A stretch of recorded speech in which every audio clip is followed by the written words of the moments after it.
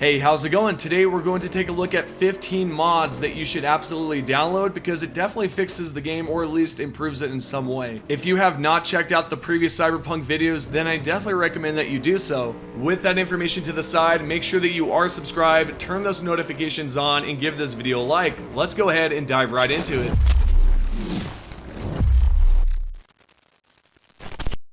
We are first going to take a look at the patch 2.1 finisher fix mod. What this allows you to do is actually perform finishers again. If you did not know, in update 2.1 they actually messed up the finishers because right now you cannot properly do a finisher because it kind of just does like a pretty much a basic attack. So with this mod you can now do it again, and what's interesting is that when I did perform a finisher I was like, oh wow, that's amazing, and it just, I don't know, I kind of forgot how finishers looked because of this recent update. I definitely recommend that you download this mod if you do miss finishers, because again, with the recent update 2.1 they just messed things up. Next up at number 2 we have the Sonic Shock Prevents Trace Restored mod. This right here is another issue that just popped up in 2.1. Right now you cannot use Sonic Shock properly, and well, with this mod it actually restores that ability to not be traced when using Sonic Shock. This is another issue that just popped up in 2.1. Some think that, hey, maybe CDProjektRed just kind of nerfed it and like kind of still nerfed it and went on with their way, but I don't think that's the case. I think this may just be something accidental.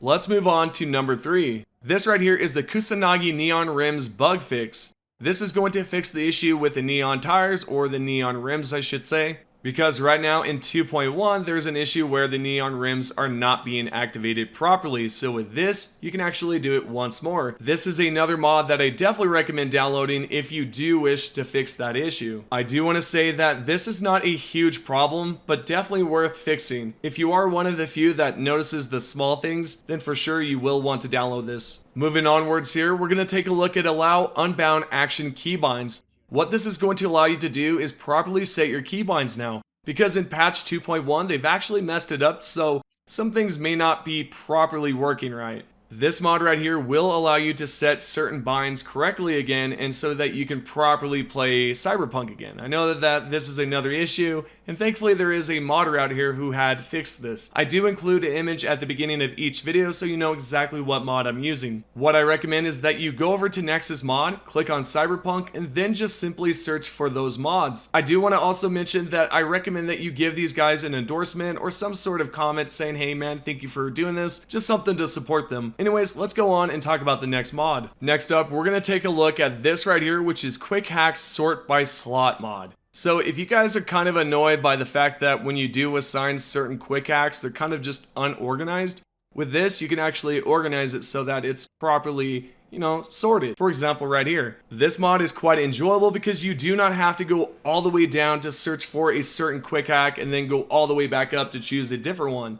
This way it's all organized. Coming up at number 6 we have Preem Rain. This is just sort of to enhance the rain a bit, and I think it does a great job kind of popping out the neon colors, and I don't know, it looks amazing to me. I thought I would include this one if you guys needed some sort of enhancement towards rain, and this one's not bad at all. Let's go on and talk about the next mod. Number 7, we are going to take a look at this mod right here, which is the MK3184 Smart HMG. What we are going to be doing for the next 5 clips is taking a look at some of the mods for weapons, and man, they're definitely worth downloading, like this one where you can actually track down targets with that smart tracking ability. I will be honest, not my favorite thing to use, but for modding and just to have fun in general, not bad. Let's go ahead and take a look at the military Katana Blackwall. This thing is amazing. This thing has the Blackwall effect all over it, and then when you do attack the enemies, it definitely gives you that Blackwall effect as well. This is powerful, fun to use, and it definitely works well with my sword build. By the way, if you guys want to know how to create that build, I will leave a link down below so you can check it out. But let's go ahead and dive into the next mod. So speaking of Blackwall, what we're going to take a look here is the Blackwall Malorian 3516. This thing definitely gives you that effect with the, Blackwall effect when you do take out the enemies, but